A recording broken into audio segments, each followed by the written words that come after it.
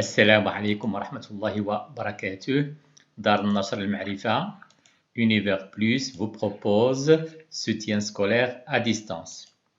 Alors, il s'agit de notre première unité, الوحدة الأولى, relation entre les êtres vivants et leur interaction avec leur milieu de vie. العلاقات بين الكائنات الحية وتفاعلها مع وسط عيشها. Donc, premier chapitre, observation des milieux naturels. Il comporte 3 séquences, comme vous le constatez. Séquence 1, diversité des milieux naturels. Séquence 2, diversité des constituants des milieux naturels. Et la troisième séquence, il s'agit d'un aperçu sur la cellule comme unité structurale des êtres vivants. Commençons par notre premier chapitre, donc observation des milieux naturels. On va prendre la page 12. Il s'agit, comme je l'ai déjà dit auparavant, la séquence 1, diversité des milieux naturels.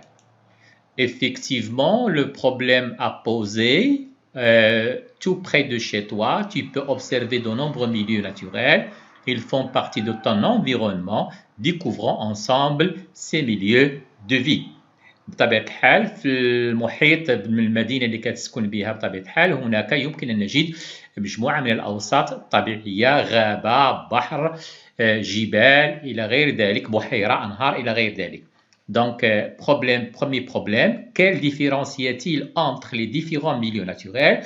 ما هي الاختلافات المتواجدة بين مختلف هذه الأوساط الطبيعية؟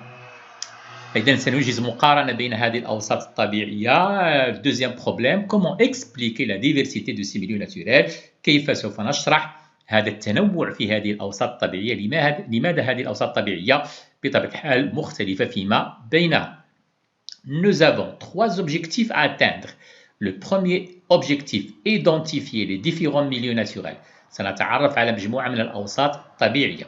Identifier les différences entre les paysages.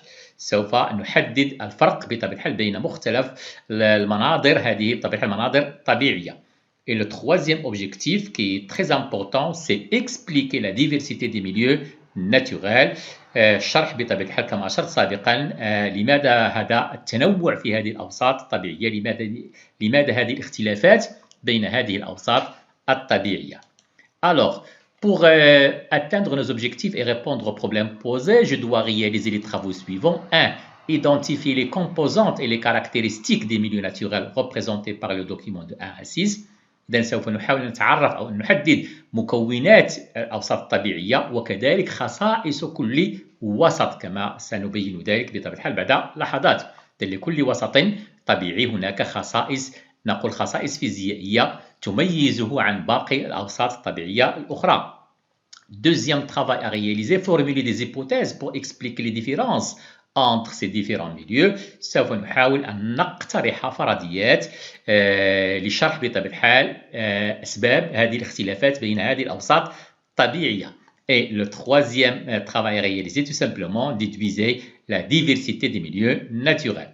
Commençons par notre première activité. Il s'agit de découvrir les milieux aquatiques. سوف نكتشف الأوساط المائية الطبيعية المائية. إذا الوثيقة الأولى document 1, il s'agit d'un paysage côtier, comme vous le constatez. Ce paysage côtier, هذا الوسط الطبيعي, c'est un milieu naturel, bien sûr.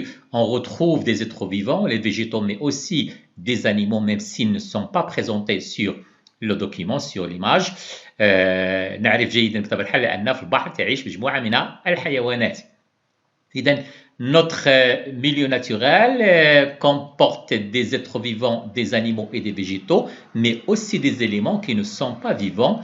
Je cite, comme vous le constatez, l'eau, le sable, mais aussi l'air, à ne pas oublier. Voilà, deuxième document, il s'agit d'un lac, un autre milieu naturel, tout à fait différent du premier, mais on retrouve toujours des êtres vivants, animaux et végétaux, donc des animaux et des végétaux, mais aussi comme vous le constatez, je pense, des éléments non vivants, l'eau, les roches comme le sol bien sûr, et à ne pas oublier toujours l'air. Voilà. Passons maintenant à l'activité 2 au cours de laquelle on va découvrir les milieux terrestres. سوف نكتشف الأوساط القارية في هذه الحالة.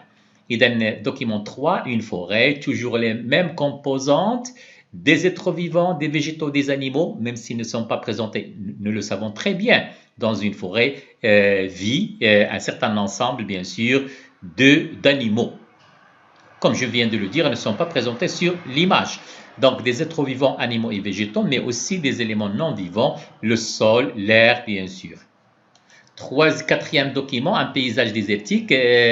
Comme vous le constatez, la comparaison entre ces deux paysages montre qu'il y a une grande différence entre les deux. هناك اختلاف كبير بينهما بين الوسط الممثل في الوثيقة 3 والوسط الطبيعي الممثل في الوثيقة 4. un paysage désertique dunaire.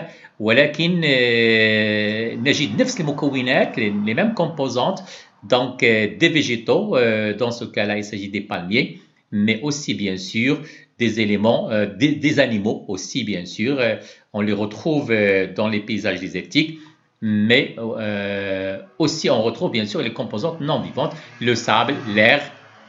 لو كان الأمر يتعلق بطبيعة الحال بواحة سنجد الماء كذلك. Voilà.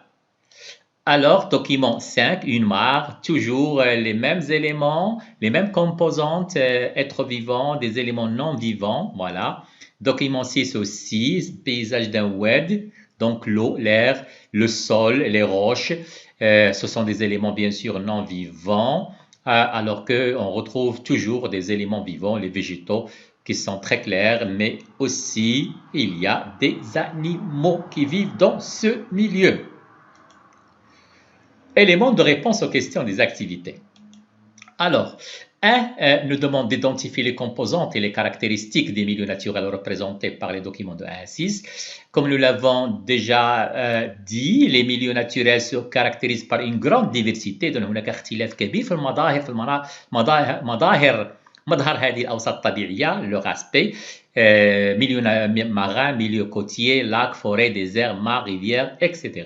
Mais néanmoins, ces milieux ont plusieurs caractéristiques communes que l'on peut résumer comme suit. Donc, quelles sont ces caractéristiques communes؟ شنو هي الخصائص المشتركة بينهم؟ أشرت إليها بشكل واضح أظن سابقا. إذا جميع هذه الأوساط الطبيعية تتشكل من عناصر des éléments minéraux. Ce sont des éléments naturels qui ne sont pas vivants. L'eau, l'air et les roches. Aussi, bien sûr, des êtres vivants, animaux et végétaux. Comme vous le savez très bien, je pense, ce sont des êtres qui naissent, se nourrissent, grandissent, se reproduisent et meurent.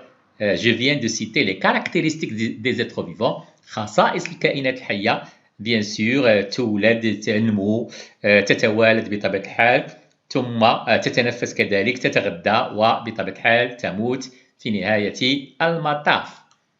Deuxième question, formuler des hypothèses pour expliquer les différences entre ces différents milieux. Donc, hypothèse 1, peut-être chaque milieu a des caractéristiques physiques qui lui sont propres. كل وسط عنده خصائص فيزيائية خاصة به كما سنبين ذلك, c'est-à-dire qui lui appartiennent éclairement, température, humidité.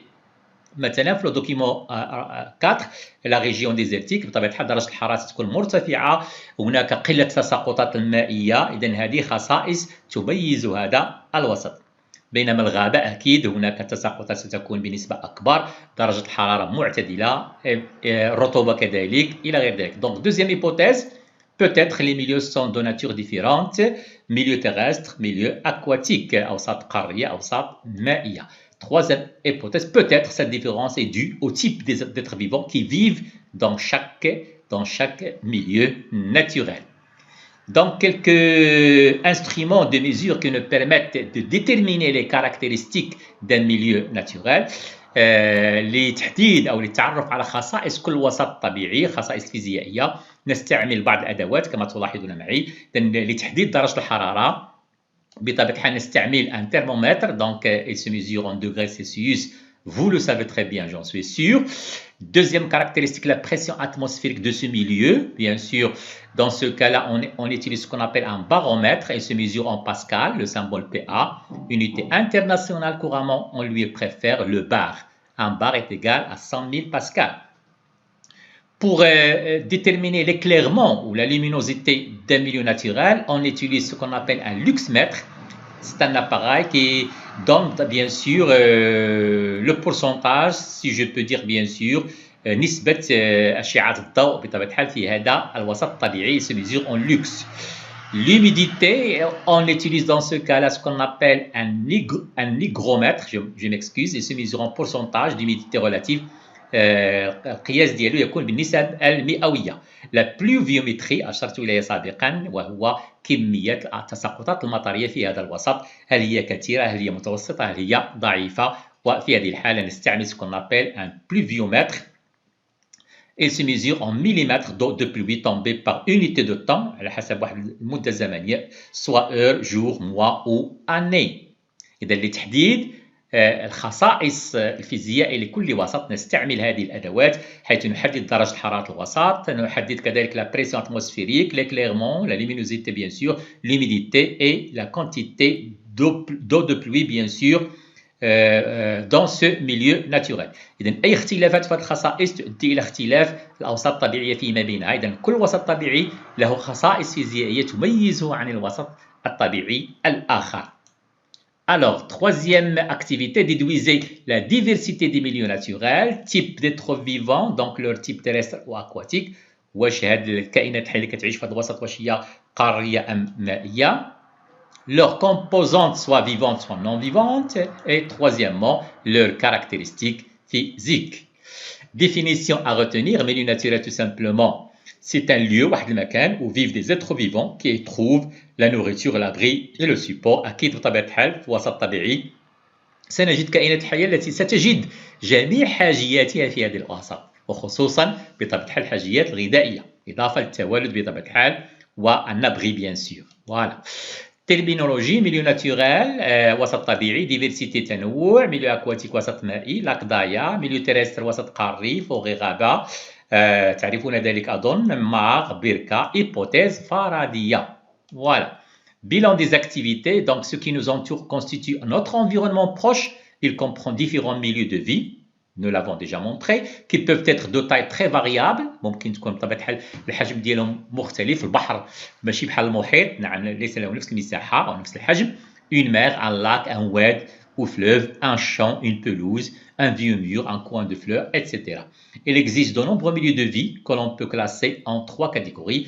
إذن هذه الأوساط الطبيعية يمكن أن نصنفها إلى 3 مجموعات. إذن des milieux terrestres، المجموعة الأولى des milieux aquatiques et des milieux aériens. Dans un environnement, chaque endroit a des caractéristiques physiques, je l'ai déjà précisé auparavant, qui lui sont propres, c'est-à-dire qui lui appartiennent, éclairement, température, humidité, pluviométrie, etc. Température, effectivement, voilà. Donc, je continue. La diversité des paysages serait due à la nature des roches. هناك عامل آخر مهم جدا بطبيعة الحال وهو نوع الصخور المتواجدة في هذا الوسط الطبيعي، بحيث بطبيعة الحال اختلاف هذا النوع ديال الصخور سيؤدي إلى اختلاف الوسط الطبيعي. هل هي صخور كلسية، هل هي صخور جرانيتية، طينية، إلى غير ذلك. Par ailleurs, d'autres facteurs، هناك عوامل أخرى pourraient intervenir dans la diversité des paysages. Donc, on peut citer, entre autres, le climat et les activités humaines. Aussi, les activités humaines peuvent, bien sûr, بإمكانها أن تؤثر أو أن تغير في الوسط الطبيعي من الوسط الطبيعي. Voilà. Merci et bon courage.